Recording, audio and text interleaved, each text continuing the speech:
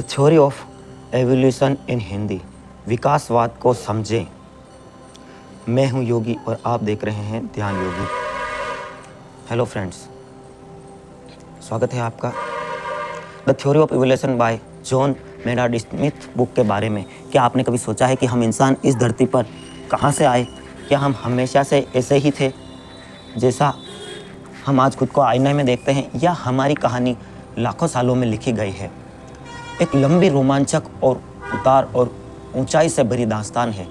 यह सवाल सिर्फ विज्ञान का नहीं है, यह हमारी पहचान का, हमारे वजूद का सवाल है। आज हम जिस किताब की गहराइयों में उतरने वाले हैं, वह हमें इसी सवाल का जवाब देने की कोशिश करती है। यह सिर्फ जीव जंतुओं की कहानी नहीं है, यह हमारी, आपकी, हम सब की कहानी है। यह कहानी है उस अदृश्य शक्ति की जो हर पत्ते, हर पंख और हर धड़कते हुए दिल को आकार देती है। जॉन मेनार्ड स्मिथ की यह किताब हमें उस सफ़र पर ले जाती है जो एक कौशल्य जीव से शुरू होकर आज के आधुनिक इंसान तक पहुंचा है।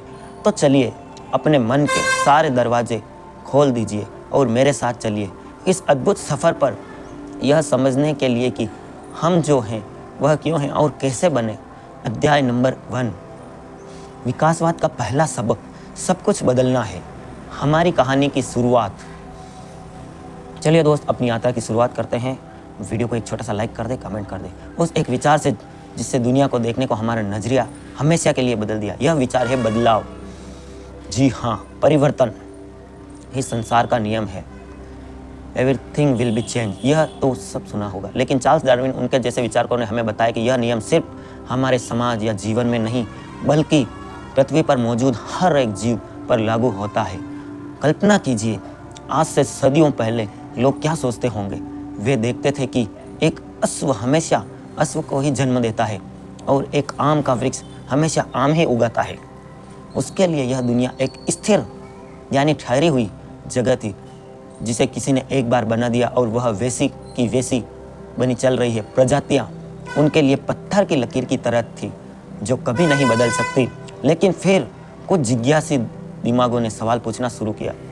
उन्होंने ज़मीन की खुदाई में मिलने वाले अजीबोगरीब जानवरों के कंकालों को देखा जो आज के किसी भी जानवर से मेल नहीं खाते थे। उन्होंने सोचा, यह जीव कहाँ से आए और कहाँ चले गए? क्या धरती हमेशा से ऐसी ही थी?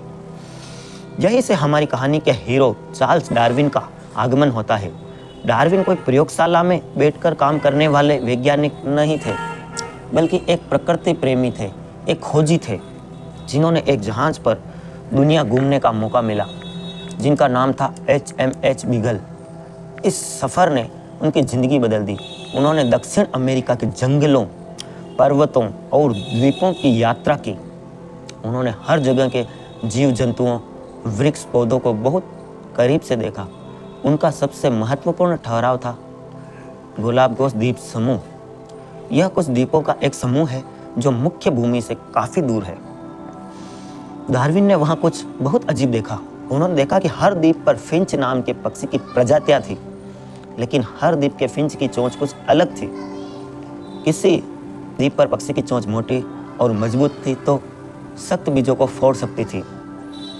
किसी दूसरे द्वीप पर उसी पक्षी की चोंच पतली और लंबी थी जो कीट पतंगों को थामने के लिए बेहतर थी।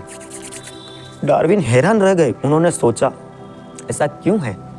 क्या किसी ने हर द्वीप के लिए अलग अलग पक्षी बनाए थे, या फिर एक ही तरह के पक्षी अलग अलग द्वीपों पर पहुंचकर वहां के माहौल के हिसाब से धीरे धीरे बदल गए? यह दूसरा विचार ही क्रांतिकारी था। डार्विन ने सोचना शुरू किया कि शायद प्रजातियां स्थिर नहीं है, वे समय के साथ बदलती है। वे अपने पर्यावरण, अपने माहौल के हिसाब से खुद को ढाल देती है। इसी की हर पीढ़ी के साथ होने वाले बदलाव कहा गया, यानी वंश के साथ होने वाले सुधार। यह विकासवाद का सबसे पहला और बुनियादी सिद्धांत है। दोस्तों, अगर आप किसी स्टूडेंट या जो इस चीज़ में रुचि रखता है डार्विन के सिद्धांत में, उसे यह वीडियो ज़रूर शेयर करें ताकि उनके नॉलेज में वृद्धि हो सके। मछली पानी में तैरती है, बाज उड़ता है, इंसान ज़मीन पर चलता, किसी ने एक बिंदु से दूसरे से संबंधित है। सबका कोई कोई साझा पूर्वज रहा है। यह एक साल वृक्ष की तरह है जिसका मूल लाखों साल पहले किसी एक जीव में है और हम सब उस वृक्ष की अलग अलग शाखाएं हैं, है ना इंटरेस्टिंग, और पत्तियां हैं। यह विचार ही अपने आप में कितना गहरा है कि इस धरती पर कोई भी जीव अकेला नहीं है, हम सब एक ही परिवार का हिस्सा हैं। जो हमारे ऋषि मुनियों ने द्वैतवाद बताया था वो यही है, अहंकार त्याग कर विनम्रता सिखाता है। लेकिन यह बदलाव होता कैसे है? यह सिर्फ एक रात में होने वाला जादू नहीं है, यह एक बहुत ही धीमी लाखों सालों तक चलने वाली प्रक्रिया है। सोचिए, आपके दादा दादी माता पिता से कुछ अलग थे, अपने माता पिता आपसे कुछ अलग हैं और अपने बच्चे आपसे कुछ अलग होंगे। यह बदलाव बहुत मामूली होते हैं, इतने मामूली कि एक पीढ़ी में नज़र भी नहीं आते। लेकिन जब यह मामूली बदलाव हजारों लाखों पीढ़ियों तक जमा होते हैं तो एक नई प्रजाति का जन्म हो सकता है। ऐसा समझ सकते हैं जैसे घड़ी देखते हैं आप, जो घंटे का कांटा होता है आपको बिल्कुल स्थिर दिखता है। अभी 5 बज रही है, शाम को 7 बज गई, वो कांटा 7 पर आ गया। लेकिन हम ध्यान से देखते हैं तो हमें बिल्कुल स्थिर दिखता है। इसी प्रकार सारी प्रजातियां हैं, मनुष्य प्रजाति है, जानवरों की, पेड़ पौधों की प्रजातियां हैं। यह ठीक वैसे ही रोज एक पैसा बचाने से जैसे शायद एक दिन में अमीर ना बने, लेकिन सालों तक ऐसा करते रहने पर आपके पास एक विशाल रकम जमा होती है। विकासवाद भी प्रकृति का ऐसी ही लंबी अवधि का निवेश योजना है। यह हमें सिखाता है कि महान नतीजों के लिए धैर्य और निरंतरता कितनी जरूरी है। जीवन में भी विशाल बदलाव एक दिन में नहीं आते, वे मामूली आदतों और लगातार प्रयासों का नतीजा होते हैं। जैसे मित्रों, जैसे कल मैं गंगापुर तहसील के कोसीथल गांव में गया, वहाँ हाईवे पर एक ढाबे पर मैं रुका, तो वहाँ किसी ने मुझे पहचान लिया कि ये योगी हैं, मोटिवेशन स्पीकर हैं, स्पिरिचुअल हैं। तो वहाँ उसने मित्रों को फ़ोन किया और लाइन लग गई। किसी ने बोला योगी सर आपके ऑटोग्राफ दीजिए, कोई मेरे साथ सेल्फी ले रहा है। किसी ने कहा मेरे ये प्रॉब्लम है, कुछ बताएं। तो यह एकदम नहीं होता है। मुझे भी पहले कोई नहीं जानता था, लेकिन धीरे धीरे प्रयास, किताबों का, आध्यात्मिक किताबों, गहन अध्ययन से यह होता है। तो दोस्तों, यही है विकासवाद। जैसे सार यह है कि जीवन स्थिर नहीं है, यह एक बहती हुई नदी की तरह है। प्रजातियां पत्थर की लकीर नहीं बल्कि गीली मिट्टी की तरह है, जिन्हें समय और परिस्थितियों आकार देती है। हम सब एक दूसरे से संबंधित हैं, एक महान जीवन वृक्ष की शाखाएं हैं। यह विचार हमें हमारे आसपास की दुनिया को एक नई नज़र से देखने के लिए प्रेरित करता है। हर जीव अपनी जगह एक सर्वाइवर है, एक विजेता है, जिसने लाखों सालों के बदलावों को पार किया है। जब विशाल सवाल उठता है, अगर यह बदलाव होता है तो इसे चला कौन रहा है? इसके पीछे तंत्र क्या है? यह कौन सी शक्ति है जो यह तय करती है कि कौन सा बदलाव आगे जाएगा और कौन सा नहीं? डार्विन ने इस रहस्य को भी सुलझाया और एक नाम दिया, एक ऐसा नाम जिसे विज्ञान की दुनिया में तहलका मचा दिया। इस शक्ति का नाम क्या है? आप जानते हैं तो कमेंट कर दीजिए, और कैसे यह कार्य करती है।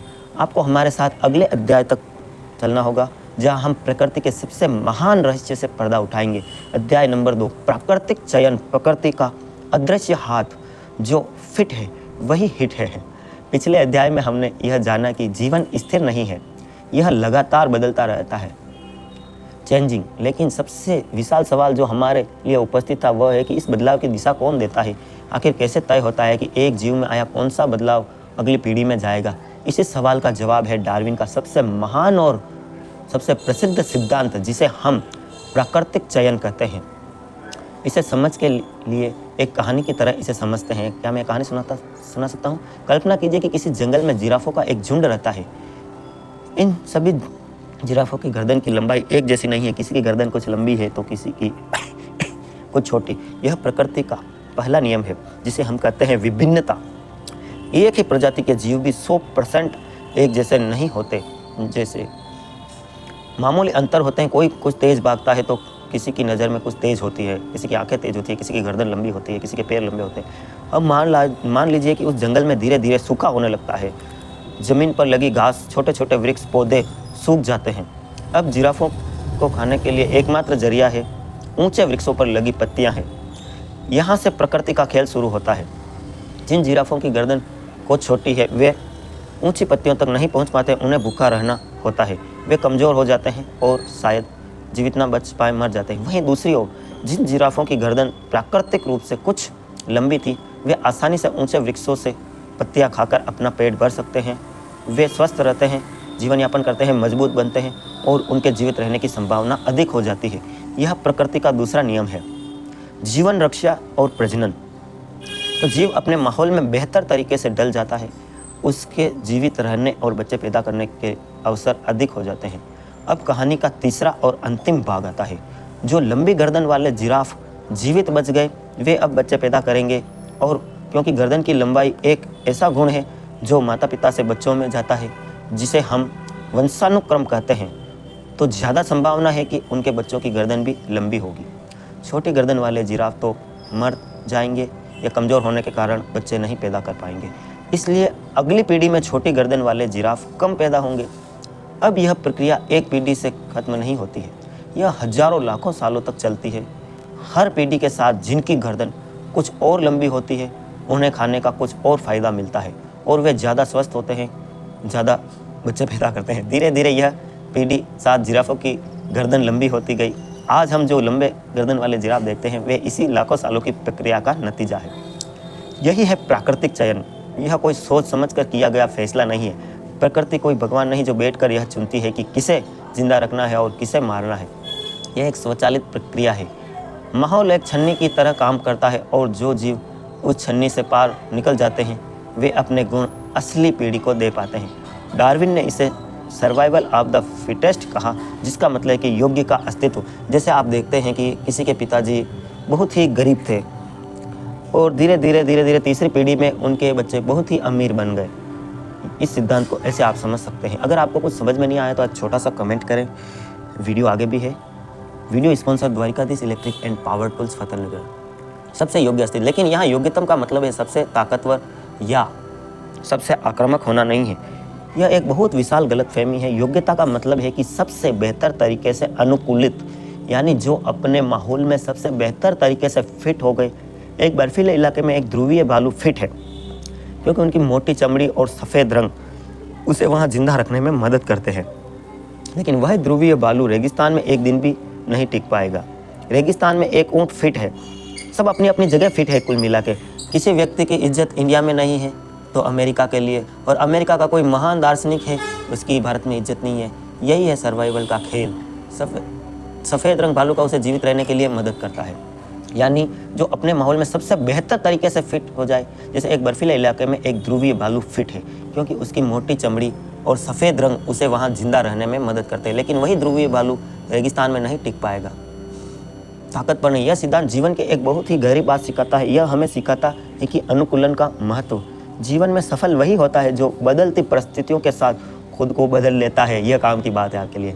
जो कंपनियां समय के साथ नहीं बदलती वे पीछे रह जाती है। नोकिया एक ज़माने में बहुत ही बेस्ट मोबाइल था और उसकी सेल थी। आज नोकिया की हालत देख लो। BSNL एक ज़माने में नाम चलता था, आज एयरटेल जियो ने उनसे आगे बढ़ लिए हैं।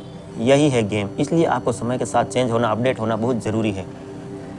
एक समय मोबाइल की दुनिया का बादशाह था मोबाइल, लेकिन वह स्मार्टफोन के बदलते ट्रेंड के हिसाब से खुद को ढाल नहीं पाया और बाजार से बाहर हो गया। प्राकृतिक चयन सिर्फ जंगलों में ही नहीं, हमारी ज़िंदगी में भी, हमारे कैरियर में भी, हमारे बिजनेस में भी हर पल कार्य कर रहा है। हमें सिखाता है कि हमें हमेशा सीखते रहना चाहिए, नई स्किल्स अपनानी चाहिए और बदलाव के लिए तैयार रहना चाहिए। तो रुक गया वह ख़त्म हो गया, जो रुक गया वह ख़त्म हो गया। प्राकृतिक चयन वही इंजन है, विकासवाद के वाहन को चलाता है।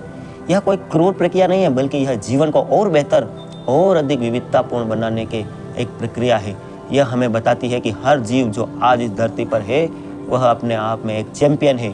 उसके पूर्वजों ने लाखों सालों की चुनौतियों का सामना किया है और हर परीक्षा में पास होते हुए आज यहाँ तक पहुँचे हैं। यह सुनने में एक बहुत ही तर्कसंगत और सुंदर कहानी लगती है, लेकिन क्या यह सिर्फ एक कहानी है या हमारे पास इस बात का कोई ठोस सबूत भी है कि ऐसा वास्तव में हुआ? क्या हम समय में पीछे जाकर इस प्रक्रिया के निशान देख सकते हैं? देखो, एक छोटी सी स्टोरी सुनाता हूँ।